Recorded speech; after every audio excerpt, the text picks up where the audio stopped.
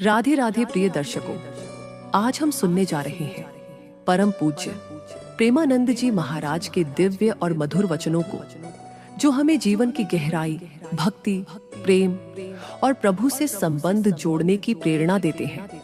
तो आइए अपने मन को शांत और आत्मा को स्थिर करके ध्यान पूर्वक उनके अनमोल संदेश को श्रद्धा से सुनते हैं।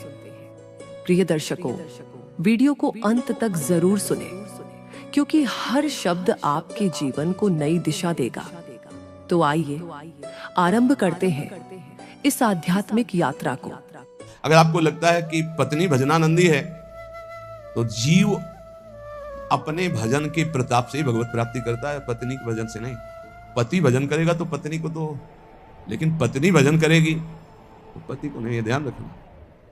पाणी ग्रहण में नीचे हाथ होता है पति का, ऊपर पत्नी का होता है। आप भार ले रहे हैं, इसलिए आपको हिसाब देना। अगर पत्नी भजन करेगी तो भगवान को प्राप्त होगी, आप भजन नहीं करोगे तो नरक को प्राप्त होगी, पक्की बात है। और आप भजनानंदी हो, पत्नी आपके प्रतिकूल आचरण करेगी तो वो नरक जाएगी। और अगर अनुकूल आपकी सेवा में भगवत भाव से लगी है तो उसका यही भजन उसको भगवत प्राप्ति करा देगा। सिद्धांत को समझना है। और ऐसा नहीं है कि जैसे कहा जाता है कि एक जन्म नहीं है तो 7 जन्म का बंधन है, नहीं कहा जाता बंधन। अरे 7 सेकंड का तो भरोसा नहीं। दुनिया में लाखों का मेला जुड़ा, हंसा जब जब उड़ा अकेला उड़ा। ये नहीं आएगा कि थोड़ा ये साथ ही विमान में बैठा ले, ऐसा नहीं होगा कि पत्नी पुत्र परिवार इस जगत के नाटक मंच पे है, जहां ये शरीर छूटा सबका अलग अलग हिसाब किताब अपना है। ऐसा थोड़ी कि जैसे एक लड़का लड़की प्यार का नाटक करके देखा कि नहीं मिल पाएंगे, बोले जहर खा लो तो जन्म जन्म के साथी बन जाएंगे। अरे सारे प्रेत बनोगे, नरक में जाओगे। जन्म जन्म क्या जानते हो जन्म जन्म? हाँ, एक बात हो सकती है, दोनों मिलकर डट के भगवान का भजन करो, भगवान से प्रार्थना करो, तो दोनों भगवान के धाम में, जैसे हमारे गुरुदेव भगवान सहचरी बप्पू और उनके प्रसाद से अपने लोग, तो वहां सब पता चलता है कि मेरे गुरुदेव, जैसे अभी गुरुदेव भगवान वैसे वो उस समय भी गुरु रूपा सहचरी के हर समय साथ रहेंगे। हमारे साथ रहना है, वैसे ही आनंद लेना है तो श्यामा श्याम का भजन करो। एक ही साथ चलेंगे, एक ही जगह प्रोग्राम होगा और एक ही जगह बैठ के प्रसाद पाएंगे, एक ही इष्ट के साथ खेलेंगे। और क्या, इतनी बड़ी जगह है कि पूरा विश्व चला जाए तो भी जगह बनी रहेगी। और इतना बड़ा प्रताप है कि हर उपासक को यही अनुभव होता है कि मेरे प्रिया प्रीतम सामने दर्शन और सबको सेवा। सोचो, सबको सेवा। अरे बड़ा दिव्य, वो बुद्धि की बस की बात नहीं। श्यामा श्याम का भजन करोगे तो जिसके साथ रहना चाहोगे वो भी पहुंच जाएगा, वो साथ ही भजन करो दोनों। अगर पति पत्नी दोनों श्यामा श्याम का भजन करें तो दोनों सहचरी बप्पू से श्री जी की सेवा में पहुंच जाएंगे। पर ये बोध थोड़ी रहेगा कि ये पति पत्नी, गुरु शिष्य का तो बोध रहेगा, क्योंकि सच्चिदानंद में ये मेरी गुरु रूपा सहचरी है, ये बोध रहेगा, पहचान रहेगी। लेकिन वहां पति पत्नी सांसारिक संबंध नहीं रहेगा, पर रह सकते हैं दोनों वहीं श्री जी की सेवा में सखी स्वरूप से, या भगवत धाम में हरि पार्षद रूप से। तो कह रहे रूप विभव पद प्रतिष्ठा ये तुम्हें भगवत प्राप्ति नहीं कराएगी। नहीं, यही सर हो, भजन नहीं करोगे तो वहां थोड़ी सर माने जाओगे। नहीं, जब मुजरिम बना करके तुम्हें ले जाया जाएगा तो वहां साहब वाली थोड़ी मिलेगी। देवराजेंद्र के पद में है, त्रिभुवन के सर हैं, और फिसल गए तो सर्प बनाए गए। अब सर्प बन के वहां देवता थोड़ी उनको सर बोल रहे। नहीं नहीं, वो तो भूखे प्यासे तड़प रहे। कभी कोई फंस गया तो लील गए तो पेट का पोषण हुआ। महाराज नहुष इसलिए कह रहे कि रूप अभी भवई, बड़े रूपवान, बड़ा वैभव, बड़ा किस काम में आएगा? किसी बात का गर्व मत करो। जवान हो, रूपवान हो, बलवान हो, ये 4 दिन की चांदनी, फिर ऐसा समय आएगा कि अकेले उठकर सीढ़ी भी नहीं चढ़ पाओगे। जब हम हर चीज का मनन का स्वभाव रहा है। इसलिए ये जो महापुरुष कह रहे हैं उसे समझो। किम दानम, क्या तुम्हारे पास दान देने की सामर्थ्य? हर समय वासना का भूत चढ़ा रहता है। तू दानी तो हरि है, सबसे बड़े दाता, अनंत ब्रह्मांडों को दे रहे हैं। तुमको क्या दे दोगे? भगवान को क्या दे दोगे? बहुत विचित्र। और अगर बढ़िया दानी भी हो तो कोई खास बात नहीं, जरा सी बात बिगड़ गई तो गिरगिट बन के कुआं में पड़े थे महाराज नृग। ये दानियों में बड़े बड़े याज्ञिक को, बड़े बड़े तपस्वी जिस पद की पूजा करते हैं वो देवराजेंद्र का पद है। वहां दुर्दशा क्या होती तुम्हें क्या पता? जब वैसे तो बहुत महिमा है, लेकिन जब देखो ना शास्त्रीय दृष्टि से तब पता चलेगा। इसीलिए श्रीपाद बोल रहे हैं, किम विद्या किम कुलम किम शील रूप विभवई किम दान किम यज्ञादि और किम विख्याति सतई। तुम्हारा बहुत यश है तो किस बात का? अगर भजन नहीं है, हो गया पुण्य प्रताप से यश होता है। पूर्व का पुण्य जो है वो यश फैलाता है। अगर वर्तमान में भजन नहीं तो वो खत्म हो जाएगा जाना। तो ऐसे ही जैसे हाइड्रोजन नहीं फ्यूज हो जाता है, ऐसे होते रहते हैं। पूरा विश्व जय जय जय, फिर उठा के नालियों में फेंक देते छवियां। अगर वर्तमान में भजन नहीं, वर्तमान में भगवद आराधना नहीं, तो पूर्व का जो तप और पुण्य संचय उससे वाह वाह होगी। और इसके बाद फिर चारों खाने चित्त, ये माया है, बर्दाश्त किसी की नहीं करेगी। और अगर भजन वर्तमान में हो रहा है, नाम जप, वर्तमान शब्द पर ध्यान दीजिए, वर्तमान में तुम्हारा चरित्र पवित्र है, तुम्हारा नाम जप हो रहा है, तो बिस्तरे सब जग विमल कीरति, साधु संगति ना टरे, बास वृंदा विपिन पावे, श्री राधिका जो कृपा करे, जय जय श्री हरिवंश नाम गुण गाई है उसकी स्थिति। किमुग्र तपस्या, बहुत बड़े तपस्या कर लिया तो क्या हुआ? अगर भगवान की शरणागति नहीं, भजन नहीं, तो देखो ना अम्बरीश जी महाराज बड़े महान भजनानंदी महाभागवत, और उनको मिटाने के लिए चले थे महान तपस्वी दुर्वासा जी, तो क्या गति हुई? त्रिभुवन में भागे घूमे। तो कह रहे अगर विशुद्ध भक्ति नहीं तो किमुग्र तपस्या, बहुत बड़ी उग्र तपस्या है, तो उससे क्या हुआ? एक तपस्वी को बहुत अभिमान हो गया कि मेरी तपस्या तो ऐसी है कि मैं पूरे विश्व को खरीद सकता हूं। तपस्या की थी, अब वो जिस महात्मा से देखो उसी से अकड़ दिखा रहे थे। तो जिस जंगल में रहते थे उस जंगल के सरोवर को सुखा दिया भगवान ने, और वर्षा हुई नहीं। अब वो प्यास से व्याकुल हो गए। अब भगवान एक साधारण पुरुष का स्वरूप रख के घड़ा एक रखकर, ठंडा जल दूर से दिखाई दे रहा था, नजदीक से निकल, महात्मा ने कहा पानी पिला दो। बोले कुछ देव तब पानी पिला दें, ऐसे क्या? बोले आधी तपस्या दी। जब पी चुके, पूरा जल पी गए, घड़े का 2-3 लीटर जो था, आहा, बोले आधी तो ले ली, अब एक घड़ा जल और बताओ, दूसरी ले लो। जब बताना हम लेके आ जाएंगे। तुम तो कह रहे थे पूरी सृष्टि को खरीद लेंगे अपनी तपस्या से, और 2 घड़े जले में बिक गए तुम्हारी सारी तपस्या, क्या रहा तुम्हारे? अहंकार नहीं, ये वायु, ये अग्नि, ये जल, ये पृथ्वी, ये तुम्हारा पोषण कर रही। अहंकार मत करो, उसी से तुम्हारा शरीर बना है, उसी से तुम तप कर रहे हो, तो भगवान की जय जयकार करो, अहंकार करने की जरूरत नहीं। तुम्हारा जितना तप है 2 घड़े जल में बिक गया। एक बड़े तपस्वी थे, वो एक शांत चित्त भजनानंदी महात्मा, तो गंगा पार कर रहे थे नाव में बैठकर शांत चित्त। अब उनके साथ बहुत से शिष्य थे जो उनके सेवा परिचर्या में थे। ये बात देखकर एक तपस्वी महात्मा अपमान करने के लिए खड़ाऊ पहनकर गंगा जी में ऐसे साथ साथ चलने लगे। तो जो अज्ञानी जन थे, हो गए वाह भाई महात्मा हो तो ऐसा, क्या महात्मा खड़ाऊ पहनकर गंगा जल से निकल रहा है। जब पार गए तो उन महात्मा जी बिल्कुल उदास, जो नाव में बैठे थे, हो गए उन महात्मा से कहा, ए महात्मा क्या है, भीड़ बटोरे घूम रहे हो, कोई तप है तुम्हारे अंदर? कुछ नहीं बोले। तपस्वी होकर के नाव में बैठ करके आ रहे हो? कुछ नहीं बोले। नाविक से बात की उन महात्मा, भैया प्रति सवारी कै रुपया होता है? बोले 2 रुपया।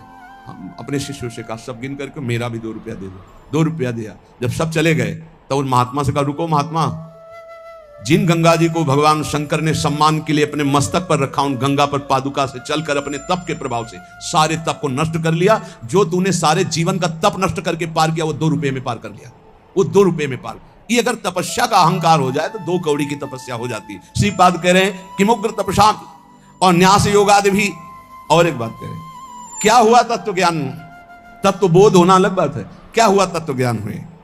यदि भगवान से आपका चित्त नहीं जुड़ा तो तत्व ज्ञान बघार लो, केवल उससे कोई आत्मानंद की अनुभूति थोड़ी हो जाएगी।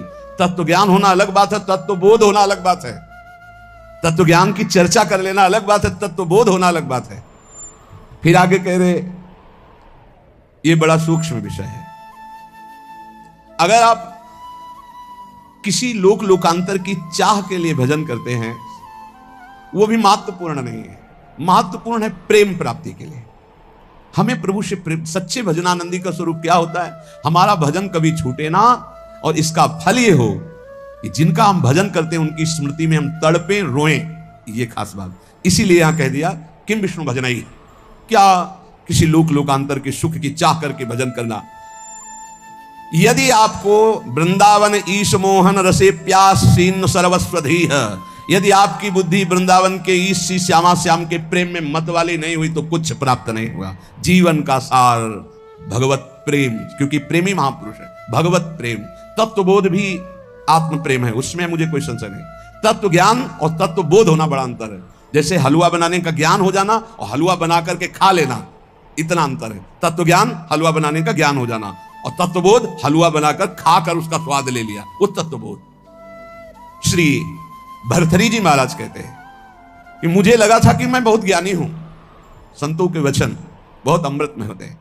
कह रहे हैं कि यदा किंचित ज्ञोहम द्विपयु मदांधा समभवम, मुझे लग रहा था कि मैं चक्रवर्ती सम्राट हूं, मैं बहुत पुण्यवान हूं, मैं बहुत महात्मा हूं, मैं बहुत ज्ञानी हूं। तदा सर्वज्ञोष्मीत्य भवदव लिप्तम मम मनः यदा किंचित किंचित बुधजन सकाशाद वगतम तदा मूर्खोस्मीति जो इव मदी मदो में व्यपगता। आज मुझे पता चला कि मैं मूर्ख हूं। मुझे लग रहा था मैं ज्ञानी हूं, मैं चक्रवर्ती सम्राट हूं, मैं मदोन्मत्त हो रहा था, लेकिन जब मुझे इस संसार का रहस्य पता चला तो लगा मैं मूर्ख हूं। सुना चुके हैं भर्तृहरि जी का यहां जो परिवर्तन हुआ उनके जीवन का। भर्तृहरि जी के मन में एक बात थी कि संसार का सबसे बड़ा सुख क्या है, बोले काम सुख। अंदर देखा, बहुत विवेकवान थे, उन्होंने अपने अंतःकरण को देखा कि संसार का सबसे बड़े मांग सुख क्या है, काम सुख पाया, और वो अपने अंदर पाया कि मेरे अंदर भी काम सुख है। तो चक्रवर्ती सम्राट इनके मन में आया कि फिर हम ऐसा काम सुख पूर्ण क्यों न कर ले जिससे हमारे मन की इच्छा शांत हो जाए। तो उन्होंने, चक्रवर्ती का मतलब होता है कि बहुत से राजाओं के ऊपर जो बादशाह, उन्होंने पूरे अपने देश में सब सुंदरियां आवे और मैं उनमें से देखकर उनका वर्ण करूंगा। विश्व की सुंदरियां सब एकत्रित हुई, उनके माता पिता सब लाए, क्योंकि महाराज भर्तृहरि जी वर्ण करेंगे पत्नी रूप में। सबको देखा, एक पिंगला नाम की सर्वांग सुंदरी भर्तृहरि जी की वहां जम गई और कहा कि आप मुझे अपने पति रूप में स्वीकार करेंगे। तो उसने कहा हमारा अहोभाग्य। बहुत भागवतिक रीति से जो शास्त्रीय पद्धति है, वाणिक ग्रंथ संस्कार हुआ। अब ये तो जो भागवतिक पुरुष होते हैं उनके स्वभाव में कुछ अलगाव होता है संसारिक पुरुषों से। वो जिस पे लगेंगे एकदम तन्मय होके लगेंगे, जिस पे लगेंगे। अगर वो भोग में भी लग गए तो उनके जैसा कोई नहीं होगा। आसक्त पुरुष मतलब ऐसा कोई विषयी पुरुष नहीं होगा, स्वभाव होता है। रूप में आसक्त हो गए तो ऐसे आसक्त हो गए, ऐसा कोई संसार में नहीं होगा। भोग में आसक्त हो गए तो ऐसा कोई दूसरा नहीं होगा, और विरक्त हो गए तो ऐसा कोई दूसरा विरक्त, मतलब उनका एक स्वभाव होता है। जैसे पत्नी में आसक्त है तो छाता लेकर बाजार वो स्वयं नहीं जा सकते क्योंकि अदर्शन हो जाएगा। तो पत्नी चल रही सीधे में, वो चल रहे उल्टा में, संसार हंसे तो ऐसा करे हर समय पत्नी के मुख में, दृष्टि पत्नी के मुख में। वही महाभागवत हुए, क्या नाम, धनुर्दास जी, क्या नाम था, धनुर्दास जी नाम, बहुत बड़े महापुरुष हुए भी, क्योंकि वो सीधा आसक्ति रंगनाथ जी से। तो ऐसा होता है। भर्तृहरि जी एक बहुत बड़े महापुरुष हैं। अब जीवन का राग उनके हृदय में काम में देखा कि काम स्त्री आसक्ति, विश्व सुंदरी, सर्वांग सुंदरी पिंगला। उन्होंने ऐलान कर दिया राजकाज विक्रमादित्य देखेंगे, मैं इस बात का अनुभव करूंगा कि क्या सुख इसमें है। क्योंकि बताया ना, अलग खोपड़ी होती है। जो भागवतिक महापुरुष होते हैं उनका चिंतन ही अलग होता है। बड़ी ही सुंदर पत्नी बिल्वमंगल जी की, पातिव्रत धर्म से, एक बार नहीं देखा। वो आसक्त चिंतामणि में तो आसक्त अलग खोपड़ी होती है। अब रात दिन केवल महाराज भर्तृहरि और पिंगला और हर खान पान की व्यवस्था, बस पर्दे के अंदर सामग्री रख दो, जाओ। कोई प्रश्न उत्तर नहीं, कोई राष्ट्र की बात नहीं, कोई समाज की बात नहीं। ये अनुभवी जैसे वैज्ञानिक नहीं होते कि जब जिस विषय का शोध करना होता है तो बस उसी में पूरा चित्त लगा देते हैं। समय कट रहा था और मन की चाल होती नवम नवम नवम। मन कभी एक में रमण करने के लिए बहुत काल तक राजी नहीं होगा, उसकी चाल होती नवम नवम भोग। एक दिन पिंगला अपने महल के पीछे की खिड़की खोल करके ऐसे ही देख रही थी तो देखा अश्वपाल, हजारों घोड़ों की देख रेख करने वाले सेवकों का स्वामी, हष्ट पुष्ट ऐसे। अचानक दृष्टि उसकी पड़ी, दूसरे से नमन किया, क्योंकि महारानी देखते ही आसक्त हो गई पिंगला। अब विचार कीजिए, चक्रवर्ती सम्राट महाराज भर्तृहरि से भला वो अश्वपाल किस योग्य, चित्त पूरा आसक्त। अब मिलन शुरू हो गया और राजकाज विक्रमादित्य को दे दिया था। विक्रमादित्य बहुत प्रवीण थे। उन्होंने कहा कि शास्त्र प्रमाणित किसी का भी मन कभी भी कहीं भी विचलित हो सकता है, इसलिए मेरे भाई इस समय सुध में नहीं है, इसलिए गुप्तचर रूप से दास दासियां हर समय तैनात कि कहीं हमारे महाराज को किसी भी तरह की हानि ना हो जाए। सूचना मिली कि हानि प्रारंभ हो चुकी है। एक अश्वपाल एकांत में महारानी से मिलता है। महाराज दिन में शयन करते हैं, उस समय वो मिलती है। पूरी बात पक्की जब देख ली तब भर्तृहरि जी को सूचना दी कि महाराज विक्रमादित्य आपसे मिलना चाहते हैं। बहुत प्रवीण थी पिंगला, तुरंत समझ गई। हमें लगता है हमारी बात उन तक पहुंच गई। उनका महाराज मैं आपके भाई की एक बात कहना चाहती हूँ कि उनकी दृष्टि हमारे ऊपर बहुत गलत है। उनका महल से तो निकलती नहीं, गलत कैसे हो गई?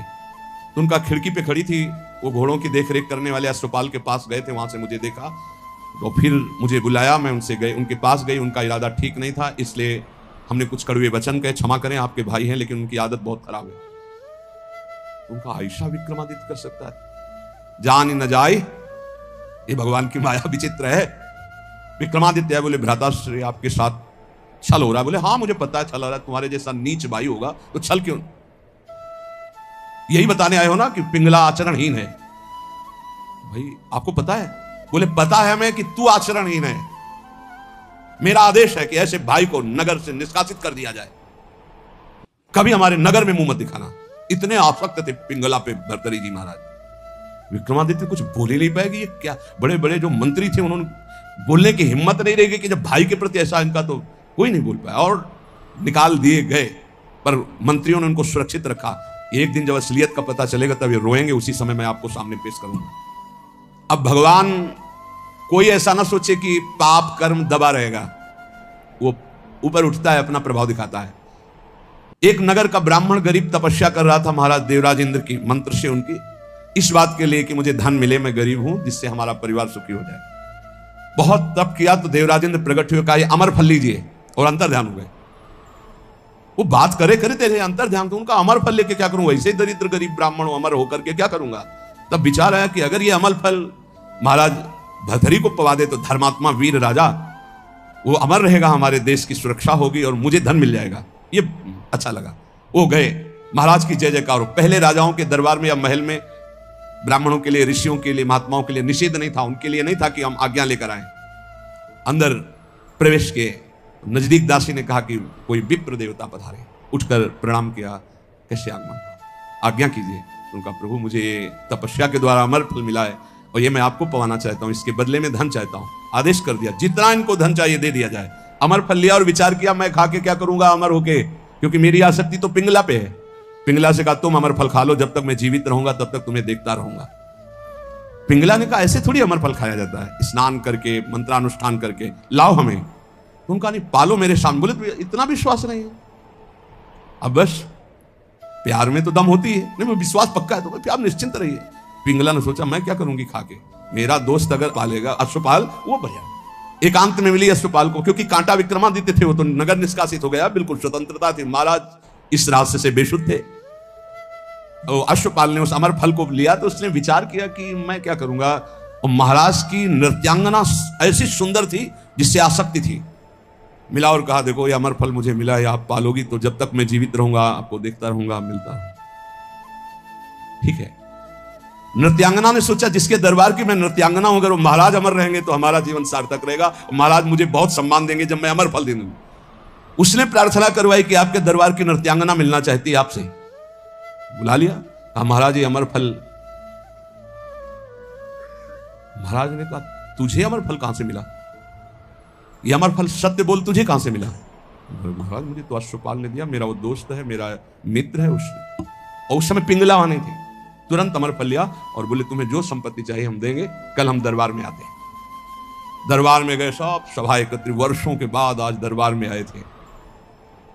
तब उन्होंने कहा बुलाया जाए जिसको अश्व जो घोड़ों की सेवा में आया। सत्य बोला तो तुझे माफ कर देंगे। बोल इस फल को पहचानता है? हाँ सर, यह अमर फल है। तुझे कैसे मिला? सत्य बोलना, अगर झूठ बोला तो उनका अगर हमारे प्राण माफ किए जाएं तो बिल्कुल सभा में कहता हूं कोई दंड नहीं मिलेगा। उनका महारानी पिंगला ने दिया है। ठीक है जाओ बुलाओ पिंगला। अब वो तो सज धज के आ रही थी कि आज दरबार में पार्श्व में विराजमान होंगी सिंहासन में, कटघरे में खड़ी हो और तलवार निकाला और कहा देखो मेरे देश के विप्र ने तपस्या की थी, अमर फल दिया था, इनको पवाया था, ये अमर है और मैं काटूंगा, ये मरेगी नहीं। जे अरे महाराज क्यों, क्या तुझे अमर फल पर विश्वास नहीं? सर झुका, कहां है वो अमर फल? सत्य बोल तो तुझे माफ करो। बोले अश्वपाल को दिया था। क्या मेरे से श्रेष्ठ है अश्वपाल? मैं चक्रवर्ती सम्राट भर्तरी तेरे योग्य नहीं रहा? धिक्कार है सीमा। तभी कह रहे यदा किंचित व्योहम द्विपयु मदांधा संभवम।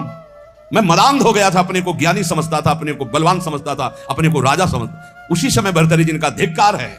मैं चक्रवर्ती सम्राट, मुझसे पिंगला तृप्त नहीं, पिंगला से अश्वपाल तृप्त नहीं, अश्वपाल वैश्या से प्रेम करता। धिक्कार है। कहां प्यार है, कहां अपनापन है? और मुकुट उतार के रखा और कहा कि आज अगर विक्रमादित्य होते तो मुझे ये चिंता नहीं होती कि मेरे राज्य का क्या होगा। तब मंत्रियों ने कहा, आप महाराज निश्चिंत रहें, व्यवस्था पूरी, विक्रमादित्य सुरक्षित है। तो उनको यहां विराजमान करो, मैं एक क्षण भी ऐसे प्रपंच में नहीं टिकूंगा। महावैराग्यवान होकर भर्तरी जी के श्लोक वैरागियों के अमृत है। वो कह रहे हैं कि मैं बिल्कुल अज्ञानी था, मदोन्मत्त मदांध था। उस समय मेरा मन यही सोच रहा था कि मुझे बहुत ज्ञान है, मैं बहुत प्रवीण हूं। लेकिन आज जब भगवान शंकर की कृपा से ज्ञान हुआ, तब मुझे लग रहा है कि मैं घोर अज्ञानी, घोर विषयी, मदांध था। मेरा अहंकार दूर हो गया कि मुझे ज्ञान था। आज असली ज्ञान हुआ मुझे। भर्तरी जी कह रहे, एशाम न विद्या न तपो न दानम ज्ञानम न शीलम न गुणो न धर्मा ते मर्तुलोके भुवि भार भूता मनुष्य रूपेण मृगाश्चरन्ति। जिनमें न भागवतिक विद्या है, न भगवत तत्व का ज्ञान है, न शील है, न गुण है, न भागवतिक धर्म है, तो मृत्यु लोक में पृथ्वी में भार बने हुए मनुष्य रूप में वो पशु है साक्षात। न भजन है, न धर्म है, न राष्ट्र सेवा, न भगवत सेवा, न समाज सेवा, बोले पशु है साक्षात। मनुष्य रूपेण मृगाश्चरन्ति, रूप तो मनुष्य का लेकिन पशु है, राक्षसी भाव है। जाड्यम धियो हरति सिंचति वाच सत्यम मानोन्नतिम दिशति पापमपा करोति चेतः प्रसादयति दिक्षु तनोति कीर्तिम सत्संगति कथय किम न करोति पुंसाम। यदि संत पुरुषों का संग मिल जाए तो किसका नहीं उपकार हो जाएगा, अर्थात किसका नहीं मंगल हो जाएगा, अर्थात सबका हो जाएगा। क्योंकि संत पुरुषों के संग से बुद्धि की मूर्खता का अपहरण होता है, जड़ता का अपहरण होता है। सत्संग से वाणी में सत्य का संचार होता है। सत्संग से सबको सम्मान देना आता है। सत्संग पाप को दूर करता है। सत्संग चित्त को आह्लादित करता है, क्योंकि चित्त से वो प्रभु का चिंतन करता है और समस्त दिशाओं में कीर्ति फैल जाती है सत्संगी महापुरुष की। इसलिए धन्य है जिसको सत्संग प्राप्त हो गया। भोगा न भुक्ता वयमेव भुक्तास् तपो न तप्तम वयमेव तप्ताः कालो न यातो वयमेव यातास् तृष्णा न जीर्णा वयमेव जीर्णा। हमने भोगों को नहीं भोगा, भोगों ने हमको भोग लिया, किसी काम का नहीं रखा। तप नहीं किया, तप्त होते रहे, जलते रहे। काल व्यतीत नहीं हुआ, हमारा जीवन व्यतीत हो गया। तृष्णा नहीं मरी, हम जीर्ण हो गए, वही भोग वासना। इसलिए भक्तिर्भवे मरण जन्म भयम हृदिस्थम स्नेहो न बंधुस न मन्मथला विकारा संसर्ग दोष रहिता विजना वनांता वैराग्य मस्तिकिमतः परमर्थनीयम। सबके आदि कारण भगवान का भजन करो, मान लो मेरी बात, वही तुम्हारे हृदय से जन्म मृत्यु का चक्र मिटा देंगे। यहां कोई तुमसे प्यार नहीं करता, भर्तरी जी कह रहे, उनका अनुभव। ना कोई तुम्हारा यहाँ भाई है, न बंधु है, न कुटुंबी है, न पत्नी है, न पुत्र है। केवल माया ममता का विकार रचकर तुम्हें भगवत प्राप्ति से विमुख करने का नाटक कर रही है। हृदय में एक काम विकार का अभाव कर दो, कुछ नहीं है इसमें, केवल माया नाटक के द्वारा समय नष्ट कर रही है। कामिनी के कमनी कलेवर को देखकर जिसका मन आसक्त हो गया वो क्या करेगा। ये संसारिक लोग केवल शरीर संसर्ग जनित सुख में ही अपने जीवन को नष्ट कर देते हैं, वो परमात्म सुख को नहीं जानते। ये शरीर कोई अपना थोड़ी है, इसमें कोई सुख है। बहुत विचित्र है, प्रवचन कर लेना सरल है, सुन लेना सरल है, आसक्ति हटाना कठिन है। शरीर अविद्या है, केवल अविद्या। ये जो आप देख रहे हो, अविद्या का भोग ही एक लक्ष्य बना हुआ शरीरधारियों में। परम विद्या भगवान के आनंद की हमारे अंदर मांग है, इसलिए हर भोग के बाद हमें घृणा हो जाती कि यार शायद इसमें सुख नहीं, शायद इसमें सुख हो, इसमें सुख नहीं। पूरा जन्म जन्मांतर व्यतीत होते गए, आज तक नहीं वो मिला सुख, क्योंकि हमारे अंदर जो मांग है वो परमात्म सुख है। परमात्म सुख प्राप्त करने के लिए मानव जन्म मिला है। इसीलिए श्री भर्तरी जी कह रहे हैं, अगर सुख है तो राग रहित होकर वैराग्य में सुख है। जब तक शरीर स्वस्थ है तब तक भगवत प्राप्ति का उपाय कर लो, नहीं धोखा हो जाएगा। यावत् स्वस्थमिदं कलेवर गृहम यावच्च दूरे जरा यावच्चेन्द्रिय शक्तिर प्रतिहता यावच्छयो नायुषः आत्मश्रेयसि तावदेव विदुषा कार्यः प्रयत्नो महान प्रोद्दीप्ते भवने च कूप खननम प्रत्युद्यमः कीदृशः। भर्तरी जी महाराज कह रहे, जब तक तुम्हारा शरीर जवान है, स्वस्थ है, आप भजन कर लो। बुढ़ापा में भजन नहीं कर पाओगे, बुढ़ापे में भजन नहीं होता, प्रपंच होता है। प्रपंच जीवन भर प्रपंच किया तो बुढ़ापे में प्रपंच ही।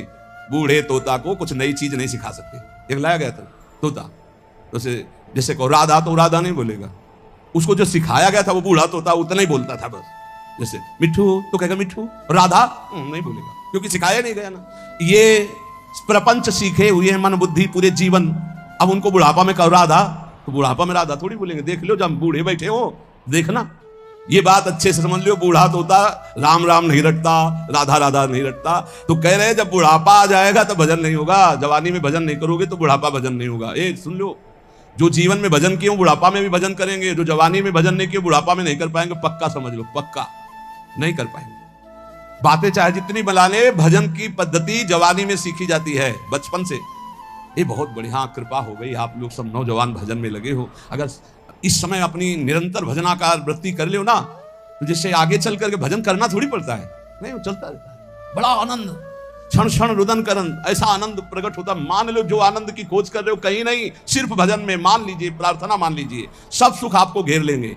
क्योंकि माधव की चेरी माया है, और आप माधव का भजन करते हो तो माया आपकी सेवा में हो जाएगी, और माया की तरफ माधव को छोड़कर चलोगे फिर नहीं चल पाओगे। पक्का समझ लीजिए, अगर हरि को छोड़कर तुम माया को भजना शुरू कर दोगे तो कुछ छाता नहीं लगेगा। हरि को पकड़ लोगे तो, पर हरि को कोई नहीं पकड़ रहा चाह। पक्का बहुत बड़ी माया के प्रभाव, प्रलोभन प्रवृत्ति है, हरि को एक क्षण में छोड़ देगी। एक बार नारायण भगवान ने कहा लक्ष्मी जी से कि देखो प्रभाव तो हमारे ही जोर का है। तो लक्ष्मी जी ने कहा वैसे हम आपके ही प्रभाव से प्रभावित है, लेकिन दुनिया में हमारा ही प्रभाव है। बोले हमारा तो विश्वंभर नाम है, पूरे विश्व का भरण पोषण तो मैं करता हूं। विनोद हो रहा था लक्ष्मी नारायण जी का। तो लक्ष्मी जी ने कहा जहां चाहो तहां तुम अपना प्रभाव दिखा के देखो, फिर हम अपना प्रभाव दिखा के अगर आपको हटा ना दे तो बताना। भगवान ने कहा हटा तो तुम नहीं सकती। तो लक्ष्मी जी ने कहा धक्का लगवा के हटा देगी। बोले चलो अब हम तय करते हैं। तो एक ध्यान में देखा, एक बहुत संतों की सेवा करने वाला भगत, उसके यहां सन्यासी बन के भगवान गए। देवी देखा, साष्टांग दंडवत किया, चरणामृत उतारा, तखत पे आसन लगाया, बैठा रहा।